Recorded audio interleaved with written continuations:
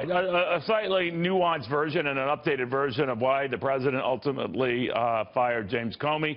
We are awaiting more details that might be fleshed out in the White House. A briefing ahead of that, we got the Daily Caller's Coglianese, Congress of Racial Equality leader Niger Innis, Tea Party, Patriots whiz kid Beth Martin, Beth Martin. Jenny, on your perspective on this and the timing of this, there is no good time, obviously, to can someone. But in this case, a lot of people are seizing on the fact that the Russian investigation was supposedly heating up and people making hay of it, so much so there's some calling for a special prosecutor, some calling for a commission. This is on top of the Senate and House investigations going on, all concurrently. What do you make of that? People are going to complain no matter when President Trump had selected the time to fire Comey. So I think that it isn't a matter of the timing. Now it's a matter of moving on to the next thing and not letting this become a distraction. Washington, D.C. is really good at creating these bright, shiny objects that everyone pays attention to, so they don't have to tackle the big issues like tax reform, repealing Obamacare, and doing the other hard work that voters elect them to do.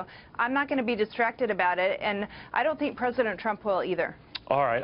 Well, a lot of the questions that he got from Lester Holt, that was an NBC News interview, I should point out, concerned this whole Comey situation where the president repeated that Comey had told him, and Niger, this is for you, 3 times that he was not the subject of an investigation. So that's the president saying the FBI director actually told him that. Let's assume that's true. That's not something the FBI director should be doing, is it? It really isn't, not at all. And, you know, for me, it's a very simple question, which is, does the President of the United States have the constitutional authority to fire the FBI director? And the answer is, of course he does. And has the President of the United States exercised his authority the right way? He has. Oh, no, I don't doubt that. I don't doubt that. But, yeah. Vince, that's what worries me, that little added line that the President had a couple of days back where he had, and again echoed it in this interview with Lester Holt, 3 times the guy told me this, the FBI director told me this. Yeah. That's a little disconcerting. Where's this going? For sure. And in James Comey's case specifically, it's not hard to see why the president thought that he should potentially be fired or wanted to fire him. James Comey, the FBI director's role, is not to be exposing the contents of ongoing investigations. There's a reason that they have a predicate for this, that they don't expose the contents of those investigations. Because often it can create sort of a publicity crisis. It can create the air of chaos where this is tried in the court of public opinion, where people all of a sudden come down on these victims or those who are accused, and they shouldn't. And several times, James Comey, both in the case of Hillary Clinton and Donald Trump or his sort of orbit, made allegations about, hey, we're looking into this, without giving clear answers to the American public about what they've concluded. And that was a huge problem, I think, no matter who the target of the investigations was for the FBI. And I think the president probably made the right call as a result. You know, Jenny Beth Martin, if I can get back to my selfish interests that are market-driven, and I think regardless of the ins and outs of this soap opera with Comey, I see less likelihood, certainly with the timeline for tax cuts, repeal and replace Obamacare, fix it, whatever you want to do. It's not a left or right argument for me. It's sort of like getting back to things that I think the economy needs. Now, I'm not in lockstep with every plan that I see out there, but this freezes things that I think should be done. Do you think I overworry?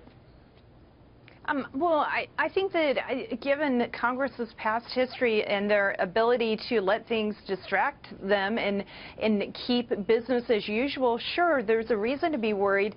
But at the same time, I know that people elected President Trump. They've given the majority to the House and the Senate, the Republicans in both chambers, because they do want to see the economy grow. They want to see taxes cut. They want to see Obamacare repealed, and they want to get the federal spending under control.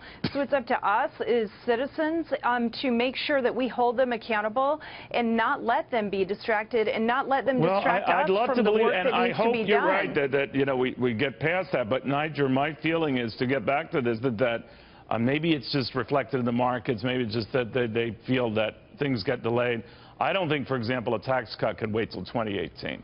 I'm not saying it's not still doable, but I think election year, it's going to be a tough sell and a tough move. So if that gets pushed back, that could be a problem for Republicans. What do you think? It will be a problem for Republicans if it's pushed back, but I would say don't underestimate the brilliance of this president. Jenny Beth is right about bright, shiny objects.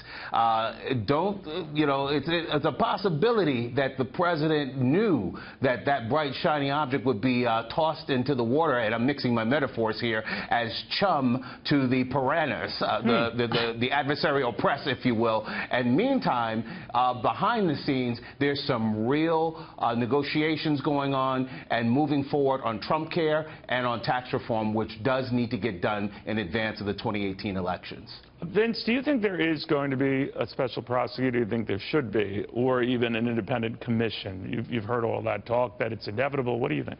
I don't think so. I think that the Republican leadership seems to be fairly unified on stopping any effort to get to that point. And thus far, anyone who's arguing that a special prosecutor should be used, the arguments have mainly consisted of, let's do this because Trump deserves it. But the actual rationale for why the 3 known investigations into any sort of connection between Russia and the United States, why those aren't good enough, has never been made. All of those investigations seem to have been running at full steam ahead, and we haven't heard much to suggest that they are failing in their core mission. All right, guys, I want to thank you all. Very good getting an update from you brainiacs.